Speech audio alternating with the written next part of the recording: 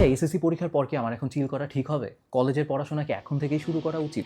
Notre Dame, Holy Cross, Saint Joseph এই কলেজগুলোয় ভর্তি পরীক্ষার জন্য কি আমার সারা দিন রাত পড়তে হবে? তোমাদের এরকম সব প্রশ্নের উত্তর আছে আজকের ভিডিওতে। এই ভিডিওটা যতটা না তোমাদের জন্য তার চেয়ে বেশি তোমাদের প্যারেন্টসদের জন্য। তো মেক শিওর তারাও যেন ভিডিওটা দেয়। সো এই এসএসসি পরে তোমাদের উপর ২ রকম পড়াশোনার জন্য প্রেশার আসবে। ১, এইচএসসি পড়াশোনা আগে থেকে আগায় রাখো, সিলেবাস আগায় রাখো। আর ২, যারা কলেজ অ্যাডমিশন দিবা, Notre Dame, Saint Joseph, Holy Cross এই ৩টা কলেজে অ্যাডমিশন টেস্ট দিবা, তাদেরকে প্রিপারেশনের জন্য প্রেশার আসতে পারে, বাসা থেকে বলো, যেখান থেকেই বলো। এই ২ টাইপের প্রেশার তোমাদের উপর আসতে পারে। তো প্রথমে কথা বলি, এইচএসসি সিলেবাস এখন থেকে শেষ করে রাখা লাগবে নাকি এখন থেকে আগায় রাখা লাগবে নাকি? তোমাদেরকে তো বলা হয় যে সিলেবাসের কমপ্লিট করার জন্য সময় অনেক কম, এই সময়ের মধ্যে কোনোভাবেই শেষ হবে না, সো আগে থেকেই পড়তে হবে, নাইলে জীবন ধ্বংস হয়ে যাবে, এই হয়ে যাবে, সেই হয়ে যাবে। আমি পড়ি নাই।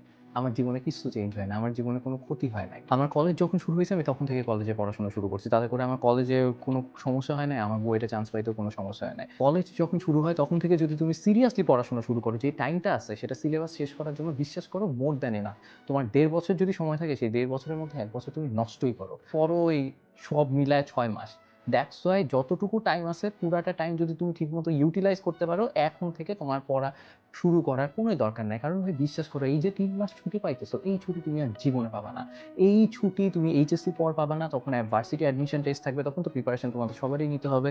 ভার্সিটি অ্যাডমিশন টেস্টের পর ভার্সিটি লাইফ যখন শুরু হবে, সেই লাইফে আরেকই প্যারা। আর ভার্সিটি লাইফ শেষ হওয়ার পর বেকার, তখন তোমার ওই চাকরি খোঁজা হ্যান-ত্যান। সো এই ছুটিটা তোমার লাইফের লাস্ট ছুটি, যেটা তুমি ফুললি এনজয় করতে পারো। যত রকম চিল করা যায় সব রকম চিল করো। বিশ্বাস করো আর পাবা না এই চান্স।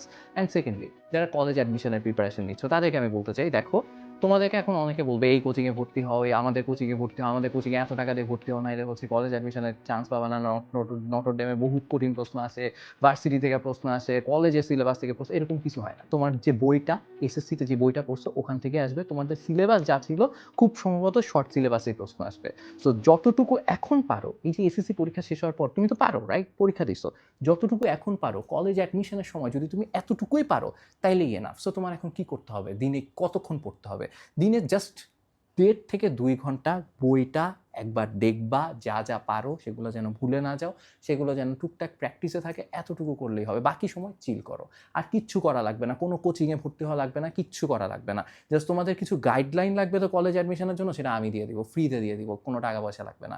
এই পেজেই পোস্ট হবে, এইখানেই পোস্ট হবে, ঠিক আছে? সো তোমরা চিল করতে থাকো, মজা করতে থাকো, তোমাদের জন্য যা যা করা দরকার আমি করবো না, প্যারা নাই। দরকার হলে ভিডিও মা বাবাকে দেখাও, যদি মা বাবা বুঝতে না চায়। আর তোমাদের কলেজ অ্যাডমিশনের জন্য যতটুকু দরকার, যা যা দরকার সেটা নিয়ে আমি চলে আসবো, আমার উপর বিশ্বাস রাখতে পারো।